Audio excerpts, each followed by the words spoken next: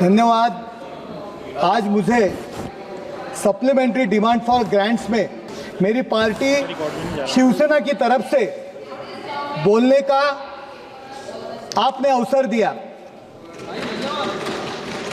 मैं सबसे पहले तो महाराष्ट्र की जनता को नमन करता हूं कि इन्होंने एक ऐतिहासिक जीत का आशीर्वाद हमारी महायुति को दिया और संविधान बचाने का ढोंग रचने वाले को करारा जवाब दिया है।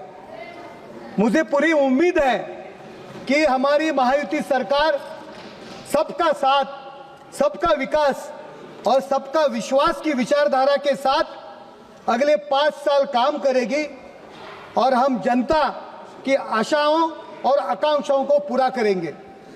महोदय, आज जब हम अमृत काल की बातें करते हैं तो हम बात करते हैं पिछड़े वर्ग के विकास की, महिलाओं के विकास की, युवाओं के विकास की और सबसे महत्वपूर्ण इस देश के विकास की। और हमारे लिए हमारे पंतप्रधान जी और वित्त मंत्री जी पूरी लगन के साथ काम कर रहे हैं।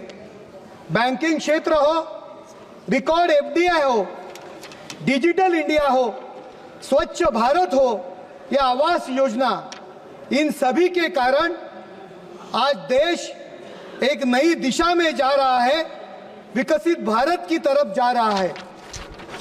यूपीए के समय हमारी अर्थव्यवस्था अनर्थ व्यवस्था बन गई थी और रोज अखबारों में सिर्फ भ्रष्टाचार, आतंकवादी हमले और बर्बाद होती अर्थव्यवस्था की खबरें आती थी।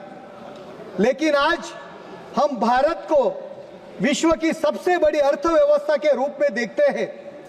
भारत में निवेश देखते हैं और रोजगार देखते हैं। आज भारत ध्रुव तारे की तरह विश्व की पटल पे चमक रहा है। मैं आपको एक उदाहरण देता हूं, कैसे कांग्रेस ने अर्थव्यवस्था को बर्बाद किया। यूपीए के सरकार की तरफ से जारी 1.31 लाख करोड़ रुपए के ऑयल बॉन्ड्स का भुगतान मौजूदा व आगामी केंद्र सरकार को इस वर्ष अक्टूबर से लेकर मार्च 2026 के बीच करना होगा। इस दशक पहले केंद्र सरकार की तरफ से जारी इस मूल्य के 2 बॉन्ड्स के लिए अब मूल और ब्याज के तौर पे 20,000 करोड़ रुपए का भुगतान करना है। इसके बाद वर्ष 2023 में सरकार को 22,000 करोड़ रुपए का बॉन्ड्स और 2024 में 40,000 करोड़ रुपए का बॉन्ड्स का भुगतान करना होगा।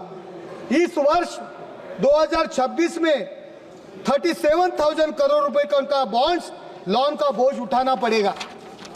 और दूसरी तरफ हमारी सरकार ने तेल और गैस क्षेत्र में सब्सिडी को 85% तक घटाने का ऐतिहासिक कार्य किया है। 2013 में यह सब्सिडी $25 मिलियन थी, अब $3.5 मिलियन तक सिमट गई है। इसके अलावा पेट्रोलियम तेल, बिटुमिन्स खनिजों के प्राप्त तेलों के निर्यात मूल्य भी बढ़ोतरी हुई है। 2014 में ये $60.84 बिलियन था, जब $84.96 बिलियन तक पहुंच गया है, जो वैश्विक बाजार में हिस्सेदारी का 12.59% है। यह सिर्फ आंकड़ों का नहीं, विचारधारा का भी है। ये फर्क, आपने कर्ज निर्भर भारत बनाया, हमने आत्मनिर्भर भारत। महोदय, मागच्या सत्रामध्ये मी म्हणालो होतो, काँग्रेसमध्ये राहुल जी आल्यानंतर राहुल काल सुरू झालेला आहे। राहुलजींच्या कृपेने महाराष्ट्राच्या महाविकास आघाडीमध्ये सुद्धा राहुल काल सुरू झालेला आहे। कांग्रेस के लिए मैं एक सनी देओल का एक डायलॉग बोलना चाहता हूं। ये कांग्रेस का हाथ है, जिस पार्टी पर पड़ता है ना वो उठता नहीं और उठ जाता है। उद्धव ठाकरे जी की पार्टी की भी महाराष्ट्र में इसी तरह की हालत हो गई है। उनकी यह मशाल अब बुझने लगी है और बाला साहब ठाकरे जी का हिंदुत्व का विचार भी और राहुल जी के साथ जाने से उन्होंने जला दिया है।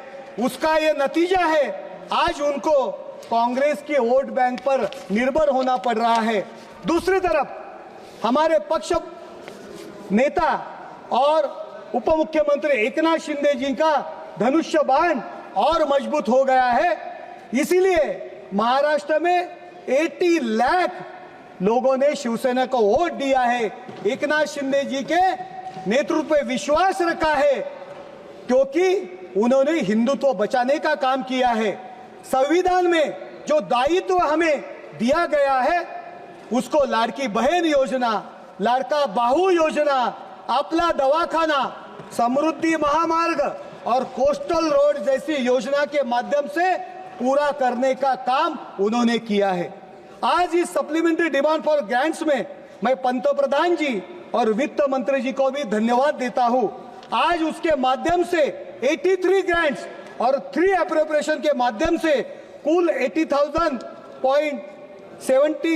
762.56 करोड़ की राशि दी गई है और इसमें से 44,142.87 करोड़ का व्यय नेट कैश आउटगो के रूप में और 43,618.53 करोड़ की धनराशि विभिन्न मंत्रालय और विभागों की बचत और बढ़ी हुई प्राप्तियों के माध्यम से पूरी की जाएंगी। कृषि क्षेत्र के लिए 7,691.81 करोड़ का प्रावधान किया है, जिसमें किसानों की समृद्धि और आत्मनिर्भरता पे विशेष जोर दिया गया है।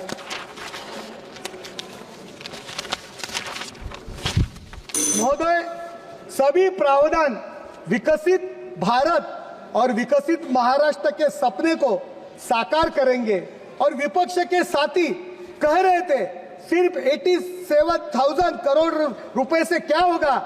मैं समझ सकता हूं उनकी चिंता है कि उनको क्यों कम लग रहा है ये राशि, क्योंकि उन्होंने तो सिर्फ डबल पैसे का भ्रष्टाचार किया है, चाहे 2G हो, CWD हो और अब एक नया स्कैम आया है।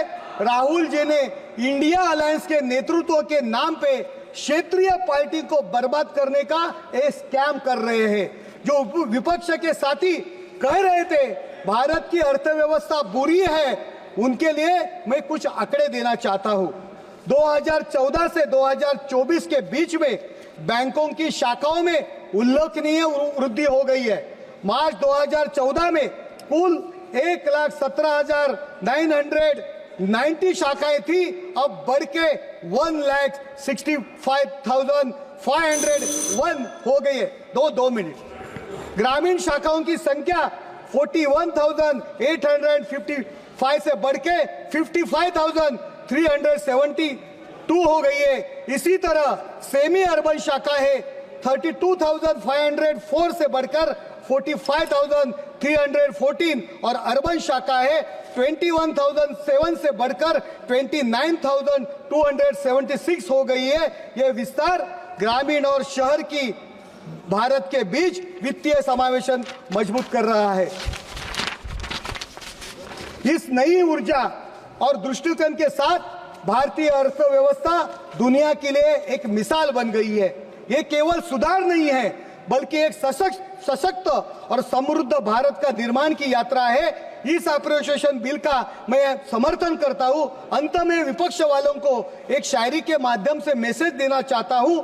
इस मोड़ पर घबरा कर न थम जाइए आप, इस मोड़ पर घबरा कर न थम जाइए आप, जो बात नहीं है उसे अपनाइए आप।